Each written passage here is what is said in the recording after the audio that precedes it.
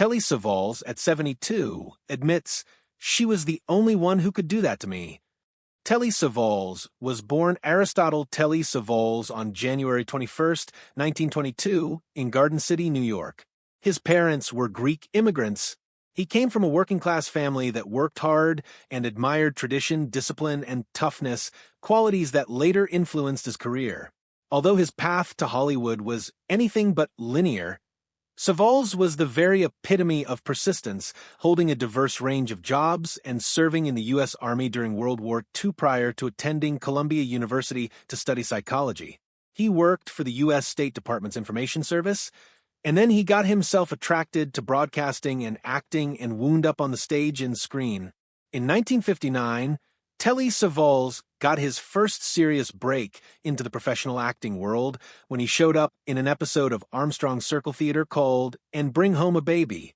This series, broadcast on the CBS network, featured dramatized accounts of actual events, and it provided Savalas with the ideal starting point for television. Telly was at this point in his life still an unknown quantity, and the industry was fiercely competitive. Yet this first role highlighted his natural charm and screen presence, aspects that would go on to characterize his acting career. The break proved the start of a journey from small-screen appearances to becoming one of Hollywood's most recognizable and iconic faces. It was here that he first started to discover the rhythms and demands of camera acting, developing the sort of discipline and professional confidence that would characterize his wildly successful career.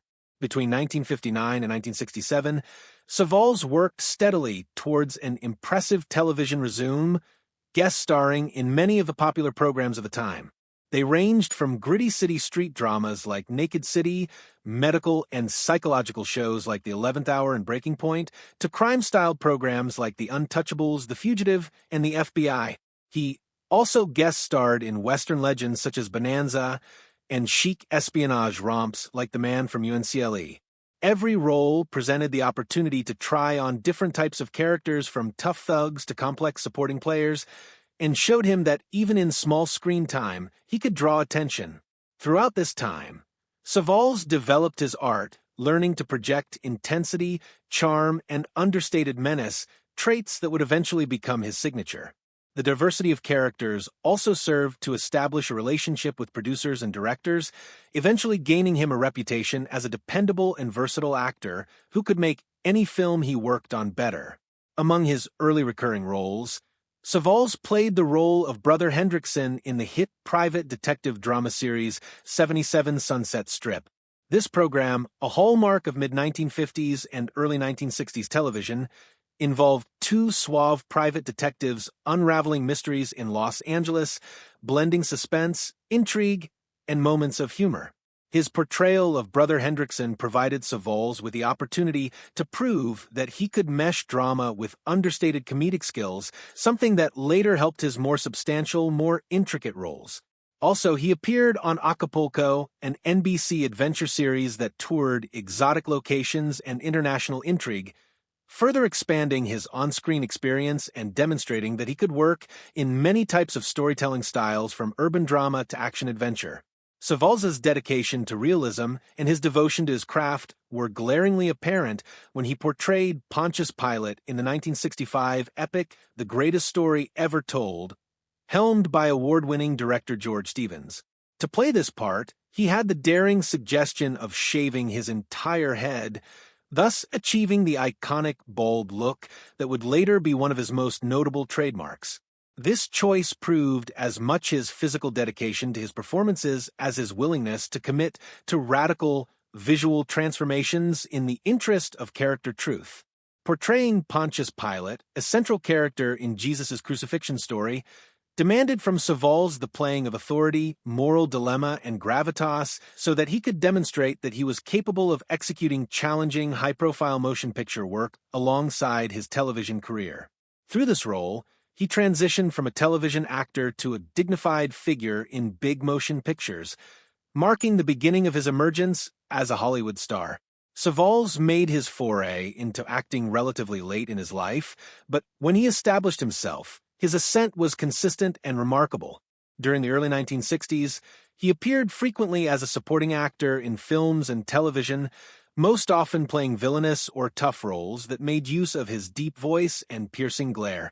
His work in movies like The Young Savages 1961 and Birdman of Alcatraz 1962, the second one getting him an Academy Award nomination for Best Supporting Actor, established his seriousness as an actor. These roles proved that he could add depth and humanity to hard-boiled or morally ambiguous characters. Savalas went on to enlarge his film palette during the decade with appearances in The Dirty Dozen 1967, On Her Majesty's Secret Service 1969, in which he became famous playing Ernst Stavro Blofeld, one of James Bond's most famous villains, and Kelly's Heroes 1970. Television, however, made Savalas a household name.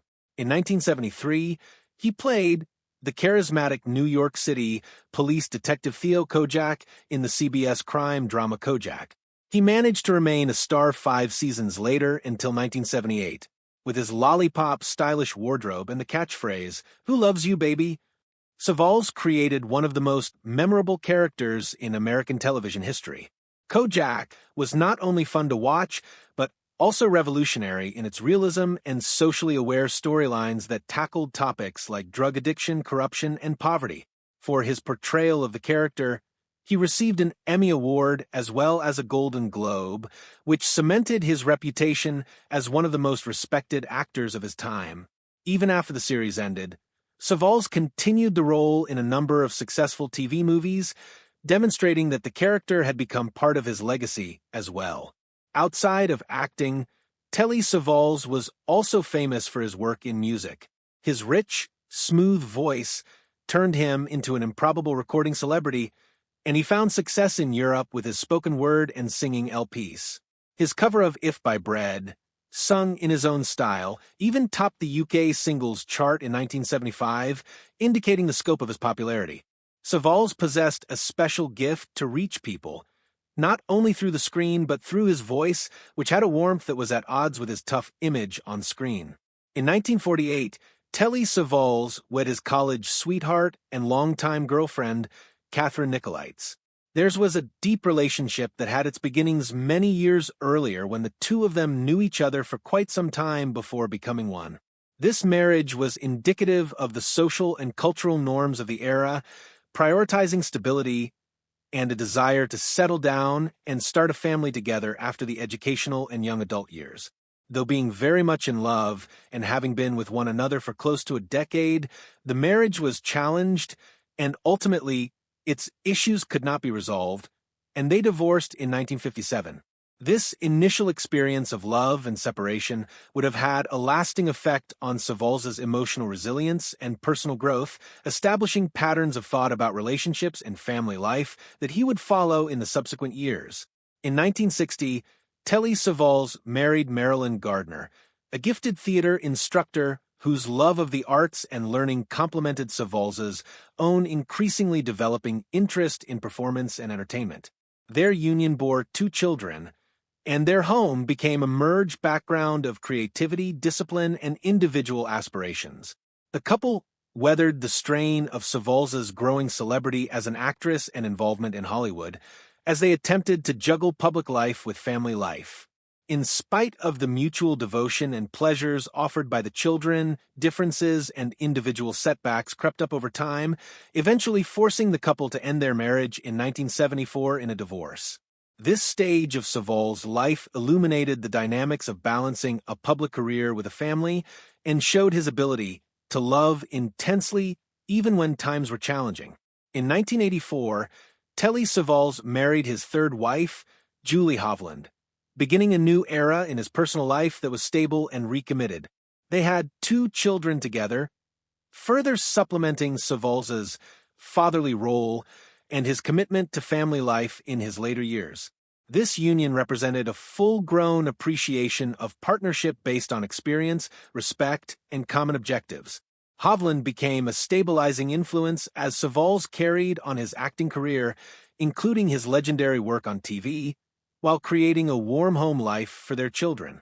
Their time together demonstrated Savalas's long-standing capacity to form lasting connections and showed the development of his personal life, with growth, resilience, and striving for happiness with a family he loved dearly.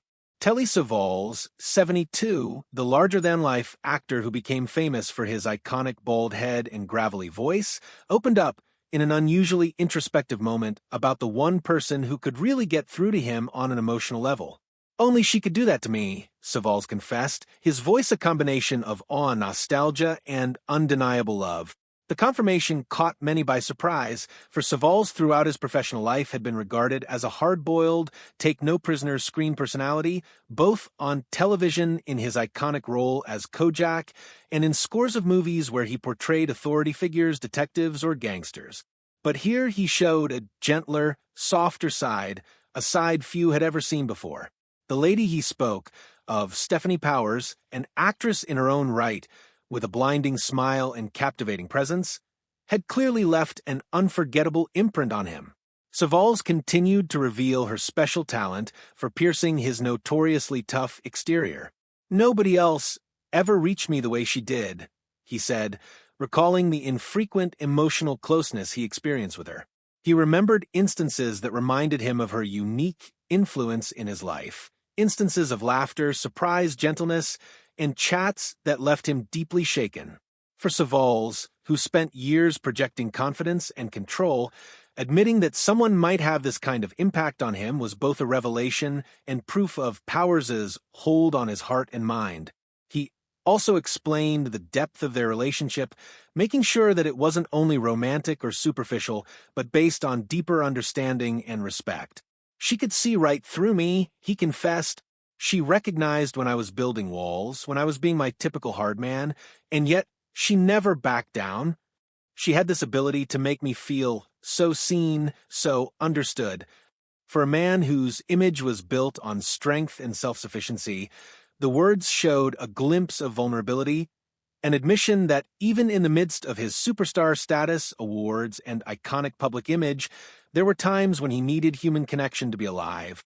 Savalas's words also alluded to the larger issue of intimacy and trust, especially in the lives of individuals who are perpetually under the public microscope. For an actor perpetually surrounded by fans, admirers, and co-stars, to be able to find someone who could actually cut through the armor he had spent decades developing was remarkable. "It wasn't about love or admiration," he said. "It was something more, something that let me feel like I could finally let down the facade and just be Telly myself." His admission, brief in words, but monumental in significance, gave a glimpse into the hidden emotional life of one of Hollywood's great personalities.